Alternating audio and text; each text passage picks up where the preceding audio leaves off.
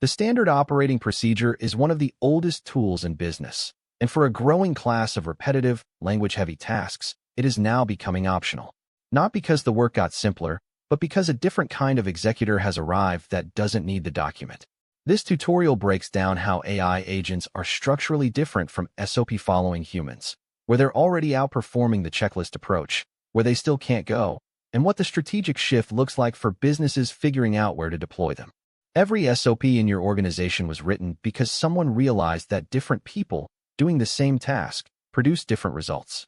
The SOP is a consistency tool. It encodes one expert's knowledge into a format others can follow without having to reason from scratch.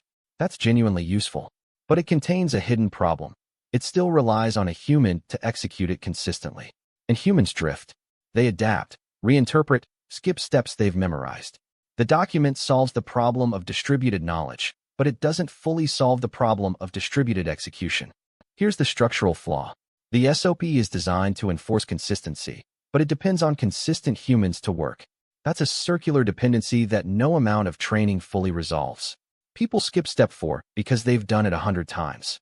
They interpret verify identity differently depending on how busy they are. They decide step 7 doesn't apply in this specific case. This isn't a failure of character. It's how humans operate under cognitive load. The SOP managed this problem rather than solving it. And for decades, that was good enough. Now there's an alternative. An SOP is really one person's judgment written down in linear form. A subject matter expert, someone who knows the process deeply, sat down and mapped every step required to get from input to correct output. Then they wrote it so someone with less experience could replicate that outcome without reasoning from scratch. Think of it like a recipe written by a professional chef for a home cook. The recipe transfers the knowledge, but it can't transfer the chef's judgment when the oven runs hot or the ingredient is slightly off. That gap is where human SOP execution breaks down. An AI agent is not a smarter chatbot, and that distinction matters. A chatbot responds to inputs. An agent is given a goal, a set of tools, and a set of constraints, and then it determines the steps itself. The sequence is not written in advance. It emerges from what the agent finds as it works through the task. Think of it like giving a capable employee the outcome you want and access to every system they need, rather than a checklist. The agent figures out what to do based on what it encounters, not based on what step 3 says. The loop an agent runs is recursive and simple. First, it senses the current state. What information does it have right now? Second, it reasons about what to do next given that state. Third, it acts, using one of its available tools. Fourth, it observes the result. Then it loops back to the top. It keeps going until the goal is achieved, or until it determines it needs human input to proceed. This architecture is not new in computer science. It's how autonomous systems have always been built. What's new is that the reasoning step is now powerful enough to handle ambiguous, judgment-dependent business tasks. What makes an agent effective isn't reasoning alone. It's the tool set it can access. A modern agent might connect to APIs that read or write data in your CRM, databases it can query directly, a browser it can navigate, code it can execute, and communication tools like email or Slack. These tools are what allow the agent to actually operate in your business systems. The agent doesn't follow a checklist of which tool to use. It decides which tool is relevant at each step based on what it's trying to achieve. The tool set is the capability. The goal is the direction. Customer support triage is one of the clearest real-world examples. The traditional SOP version is sequential: verify identity, check account status, check open tickets, check billing, determine resolution eligibility, escalate, or resolve. A fixed order. An agent doesn't follow that sequence. It pulls whatever context is relevant to this specific case, checking billing first if the ticket mentions a charge, or open tickets first if there's a reference number. It arrives at a resolution recommendation through reasoning, not checklist completion. The outcome is equivalent or better. The path varies by case. That variability isn't a bug, it's the point. Invoice processing is another concrete example. The SOP version requires a human to open the invoice, locate the matching purchase order, compare line items, check totals, flag discrepancies, and notify the right person. Each step manual and sequential. An agent reads the invoice, queries the ERP system for the matching purchase order, runs the comparison programmatically, and either completes the match or escalates with the specific discrepancy flagged. The whole process takes seconds instead of minutes. And the agent doesn't need a document telling it which step comes next. It knows what it's trying to verify and works toward that. Lead qualification is perhaps the most commercially obvious use case. Research the company, check for intent signals and public data, score against ideal customer profile criteria, route to the right sales rep. An experienced SDR following a SOP takes roughly 20 minutes per lead. An agent does the same task in the time it takes you to walk to your first meeting of the day.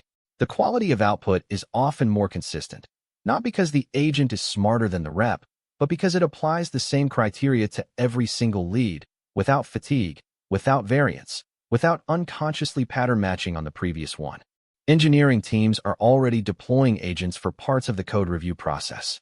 The agent runs linting, checks for known security vulnerabilities from frameworks like the OWASP Top 10, summarizes what changed and why it matters based on the diff and commit messages, and flags potential regressions against related test coverage. The engineer still reviews the output and makes the final call, but the agent didn't need a checklist that said, Step 1, run linter, Step 2, check security patterns. It received a goal, review this pull request, and used its tools to work toward it. The human role becomes judgment, not execution.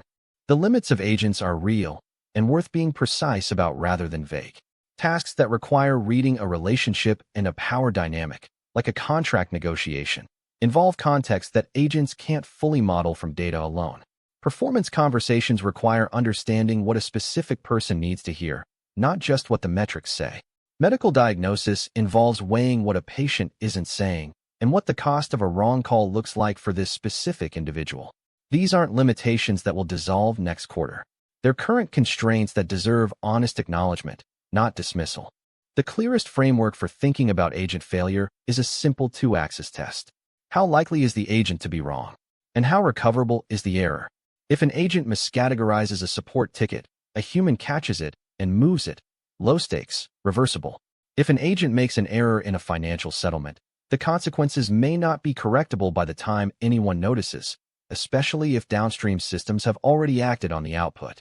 That combination, high stakes, low reversibility, is where you keep humans in the decision loop, not as a fallback, but as the primary executor. Most organizations deploying agents evaluate them on accuracy under ideal conditions. They test when everything is clean and structured. What they skip is mapping the failure topology, how errors present when things go wrong, who catches them, how quickly damage propagates before it's detected, and what recovery actually looks like operationally. This is engineering discipline applied to a new kind of system. The businesses that do this work up front will deploy faster and more confidently because they designed the safety layer before they needed it. The ones that skip it will get burned and then overcorrect into excessive caution. The most common mistake in early agent deployment is fuzzy goal specification. The agent brief says something like handle customer inquiries, and the agent does, producing outputs that are technically responsive but not aligned with what the business actually needed. The problem isn't the agent's capability. It's that no one specified what handled means precisely enough, what the agent should do when a case is ambiguous, or when it should surface a situation to a human rather than resolving it independently. Vague goals produce variable outputs. If you wouldn't hand a new hire a task with this level of spec, don't hand it to an agent. Good agent design is shorter than you'd expect. It has 4 elements. First, the goal, stated precisely enough that you could verify whether it was achieved. Second, the tools, what systems the agent has access to, and what it's permitted to do within each one. Third, the constraints, what it must not do, what decisions it should never make autonomously. Fourth, the escalation rule, under what specific conditions it stops and surfaces the case to a human. That's the whole brief. If you can write those 4 things clearly, you have enough to deploy. If you can't, you don't understand the process well enough yet. The practical starting point is auditing your existing SOPs through a specific lens. Does this process have a goal that can be clearly stated as a verifiable outcome? Not a sequence of steps, an end state you can check. Invoice matched to purchase order with no discrepancies is a verifiable outcome. Open the invoice and find the purchase order is a step. Go through your process library and sort each one. Processes with clear, verifiable goals are agent candidates. Processes where success depends on reading a room, managing a relationship, or applying judgment to ambiguous consequences stay human-run, at least for now. Once you've identified candidate processes, Design the escalation layer before anything else. Define specifically what inputs or conditions trigger a human review. What does the agent surface when it escalates? Just the problem, or its recommended resolution as well?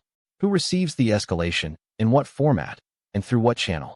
How long before an unresolved escalation gets flagged for follow-up? This design work is not glamorous, but it is what separates a reliable deployment from one that quietly produces bad outputs for weeks before anyone notices. The escalation layer is where your judgment stays in the loop. Treat it as the primary design decision, not an afterthought. The final reframe is this: stop thinking about agents as automation of steps and start thinking about them as automation of outcomes. That shift changes what you measure, what you specify, and what you keep humans for. Steps can be audited in sequence. Did we do A, then B, then C?